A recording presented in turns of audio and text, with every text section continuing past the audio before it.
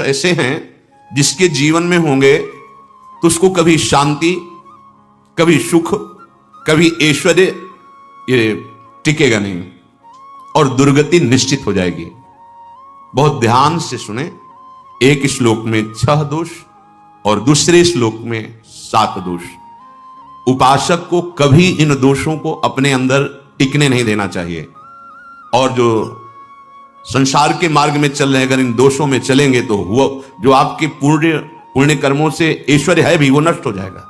आप दुख, चिंता, शोक से ग्रसित होकर बड़ा दुख में जीवन व्यतीत करेंगे और आपकी गति बिगड़ जाएगी, दुर्गति हो जाएगी।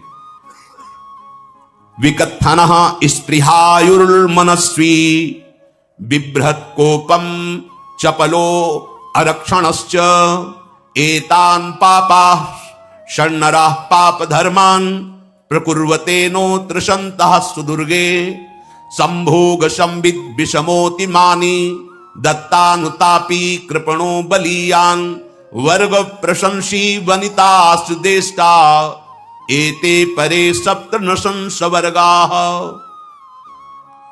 जो अपने मुख से अपनी बड़ाई प्रशंसा करता है, ये 13 लिख लो दिमाग में, डायरी में, क्योंकि ये नोट हो रहा है, आवाज डाली जाएगी, आप बार बार सुन, इनसे बचिए।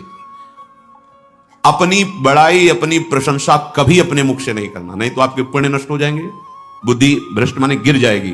अगर परमार्थ में चल रहे हैं तो भी, और व्यवहार में तो पुण्य नष्ट हो ही जाएंगे। बुद्धि गिरी हुई तभी ऐसी बात होती है।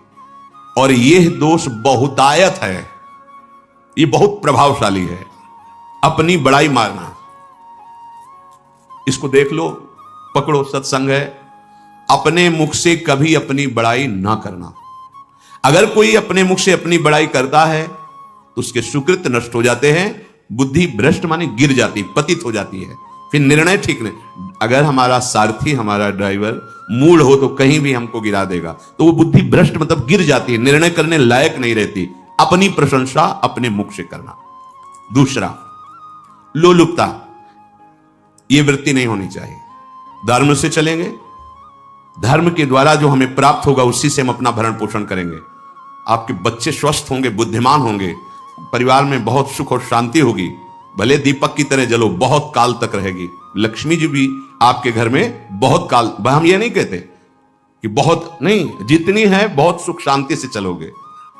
अगर लोलुपता करोगे, हिंसा, छल कपट, व्यभिचार, चोरी, ऐसे धन आ जाए, वो आएगा, लेकिन वो हाइलोजन की तरह आएगा, एकदम प्रकाश और फ्यूज, बिल्कुल अंधकार करके जाएगा। देख लेना, तुम्हारे जो सुख के हेतु हैं, तुम्हारा शरीर, तुम्हारे बच्चे, तुम्हारी पत्नी, तुम्हारा परिवार, उसको देख के तुम रात दिन जलोगे बिना आग के। ऐसे उनके आचरण होंगे, ऐसे उनके अंग होंगे, ऐसे उनके दिमाग होंगे, ऐसा उनका व्यवहार होगा। ये लोलुपता अगर उपासक में या किसी में है तो उसको नष्ट कर देती है। सावधान। तीसरा, यदि आपका अपमान होता है तो आपको उसे सहन करना होगा, उससे आपके पाप नष्ट हो जाएंगे। जो तनिक सा भी अपमान होने पर बहुत क्रोध करके दूसरे का अपकार करने लगता है, ये आपका पतन करा देगा, ये आपको फंसा देगा, हृदय जलेगा, अर्थव्यवस्था नष्ट होगी, पूरा परिवार दुखी होगा। जरा सा अपमान की संभावना में आप किसी से भी भिड़ गए, किसी से भी, वो ये प्रवृत्ति आपका पतन कर देगी। उपासक में तो अपमान सहना अमृत है, नीचा अपमानम सुधा, पर व्यवहार में भी ज्यादा उत्तेजित मत होइएगा। ये तो कुछ मिनट की बात है, अगर आपने उसे मारा, पीटा, रिपोर्ट हुई कानून की, वो फंसते चले जाओगे, अर्थ जाएगा, समय जाएगा, चिंतन जाएगा, बहुत तरह से हानि हो जाएगी। अगर आप सह गए तो आपका सहना उसके लिए आग बन जाएगा। उमा क्षमा साप होते भारी, तुम्हें दंड देने की जरूरत नहीं, उसका एक कर्म ही उसे दंड दे देगा। आप शांत हो जाइए, आप सत्संगी हैं, आप शांत रहिए। चौथा, निरंतर क्रोध और उसका चिंतन। बैठे बैठे बस द्वेषियों का चिंतन ही हो रहा है, अंदर क्रोध का चिंतन और द्वेषियों का चिंतन ही हो रहा है। द्वेष भरी बातें, द्वेष भरे क्रियाएं, उन्हीं का चिंतन करके जलते रहना क्रोध से। उपासक को तो क्रोध करना ही नहीं चाहिए, बहुत शांत।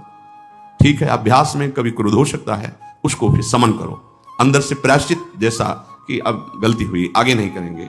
और व्यवहार में भी क्रोध को आप पीना सीखें। अगर बार बार आपका क्रोध प्रकट होता ही रहेगा, आपका स्वभाव बिगड़ जाएगा, आपके पुण्य नष्ट हो जाएंगे और आपका जीवन नष्ट हो जाएगा। देने वाला उतना दे देगा आपको, आनंदित रहो, पैसा खर्चा सब पूरे जीवन का विध्वंस मचा दिया क्रोध ने। कहीं भी आप देखो, किसी से क्रोध करके देखो, फिर देखो तुम्हारा भजन चल रहा है, तुम्हारी वो आनंद वृत्ति है नहीं, जलोगे और वो जलन और गुस्सा दिलाएगी और वो बैठे बैठे जलो नहीं। ये क्रोध जो है ये चाहे व्यवहार में हो चाहे परमार्थ में, दोनों की हानि करने वाला है। और आश्रित जनों की रक्षा ना करना। अगर कोई भाग कर आपके पास आ गया है, कोई पशु पक्षी या कोई मनुष्य, आपको चाहिए कि अब चाहे हमारे पहले प्राण जाएं, उसकी रक्षा करेंगे। सीवी जैसे तो कोई बिरले ही होते हैं, पर इतना जरूर ध्यान रहे, जैसे कोई पशु पक्षी किसी भय से आपके सीमा के अंतर्गत आ गया है, अब उसकी रक्षा करनी है आपको। अगर आप स्वयं मार देते हैं या मरवा देते हैं, या आपके सुकृत नष्ट कर देगा, या आपकी दुर्गति का कारण बन जाएगा। और जो पाप कर्म उत्साहित होकर करते हैं, उपासक को तो बहुत सावधान रहना चाहिए, पर व्यवहार में भी जो नहीं करना चाहिए, अगर वो पाप कर्म आपके द्वारा मन में प्रेरित हो रहे हैं, संकल्प बन रहा है, क्रियाएं हो रही, दुर्गति पक्की, पुण्य नष्ट हो जाएंगे, दुख अशांति बढ़ती चली जाएगी, कभी शांति नहीं प्राप्त कर पाएंगे। ऐसा नहीं कि जो मन में आवे सो करें। पापाचरण निडर और उत्साहित होकर करना, अगर ऐसे लक्षण है, निश्चित दुर्गति होती है। ये 6, अपनी बहुत बड़ाई करने वाला अपने मुख से, लोलुपता, तनिक से अपमान में सहन ना करने वाला, निरंतर क्रोधी और आश्रित जनों की रक्षा न करने वाला, और निडर हर्षित होकर पाप कर्म करने वाला। दूसरे श्लोक में 7 है, 6 7। 1, संभोग का ही चिंतन करना, संभोग में ही मन लगाना, संभोग दूसरी स्त्रियों के साथ करने की भावना रखना। संभोग पहला है, संभोग रात दिन बैठे बैठे बस यही चिंतन करना, गंदी बातों का, गंदी बातें देखना, गंदी बातें सुनना, गंदी बातों का चिंतन करना। फिर अन्य माताओं बहनों के प्रति काम दृष्टि से देखना, कोई आ जा रही है तो दृष्टि से काम भाव से देखना, भोग बुद्धि से देखना, निश्चित पुण्यनाश दुर्गति। बड़े बड़े उदाहरण इतिहास में हैं जिन्होंने ऐसा दृश्य नेत्रों से देखने की चेष्टा की, मन में संकल्प किया भोगने का, नष्ट हो गए, चाहे वो कितने बड़े प्रतापी हो। ये दुर्योधन कोई साधारण थोड़ी है, भगवान व्यासदेव जी के द्वारा ही तो, भगवान व्यासदेव जी ही इसकी उत्पत्ति का कारण है। आप देखो इतने महान पुलस्त जी ही उत्पत्ति का कारण है रावण की। बस यही ऐसे दोष हैं जिनके कारण जीव नष्ट हो जाता है। ठीक है, धर्मयुक्त काम भगवान ने आदेश किया है, आपका पाणिग्रहण संस्कार हो गया है, संतानोत्पत्ति की भावना से कुछ पवित्र तिथियों का त्याग करते हुए चर्चा में हुई है। एक नियम है, एक आदेश है शास्त्र का। आप बहुत काम प्रवृत्ति वाले हैं तो प्रत्येक मास में जब माता वहदे पवित्र हो जाती मासिक धर्म से, तो जिनका पाणिग्रहण आपने किया, जो पत्नी स्वरूप है, वो ठीक है। वहां भी बार बार के लिए व्यभिचार प्रवृत्ति के लिए शास्त्र आदेश नहीं करता, संयम पूर्वक, और उसका चिंतन नहीं करना। पाणिग्रहण संस्कार है, घर में विराजमान है, एक संयम एक नियम के अनुसार उसका चिंतन तो फिर भ्रष्ट कर देगा। चिंतन प्रभु का करना है, चिंतन प्रभु की सेवा जो आपके कर्तव्य, इसके चिंतन से बचो। घातक है, बहुत बड़ा जहर है, अगर विषय चिंतन होने लगा तो मरोगे, जिंदा जलोगे, दुर्गति भी होगी। ये अंदर की जो आग है ना, कामाग्नि, ये इतनी बढ़ती चली जाएगी, तुम्हारे होश खराब हो जाएंगे कि मुझे क्या करना चाहिए क्या नहीं करना चाहिए। कोवा मदांधो मदना तुरोमा, अंधा हो जाएगा, नहीं दिखाई देगा अनुजा तनुजा क्या है कौन है, कुछ नहीं, भ्रष्ट बुद्धि। संभोग का चिंतन नहीं। धर्मयुक्त काम आदेश है शास्त्र में। यदि आप प्रवृत्ति मार्ग में हैं तो अपनी पत्नी को जो पाणिग्रहण स्वीकार किया है, वहां भी पवित्र तिथियों का त्याग करते हुए, एकादशी है, रामनवमी है, नव दुर्गा है, जन्माष्टमी है, राधाष्टमी, जो पवित्र तिथियों का त्याग करते हुए और ऐसे जो मर्यादाएं हैं उसके अनुसार, और कहीं पराई स्त्री के साथ संभोग की बात, निश्चित दुर्गति पक्की है। ऐसे ही माताओं के लिए है, स्त्री शरीर के लिए है। यदि वो ऐसी गलत चेष्टा, तो पतिवंचक परपति रति करही, रौ नरक कल्प सत पर ही। ये भोग चिंतन से बचने की चेष्टा कीजिए तो क्रिया से अपने आप बच जाएंगे।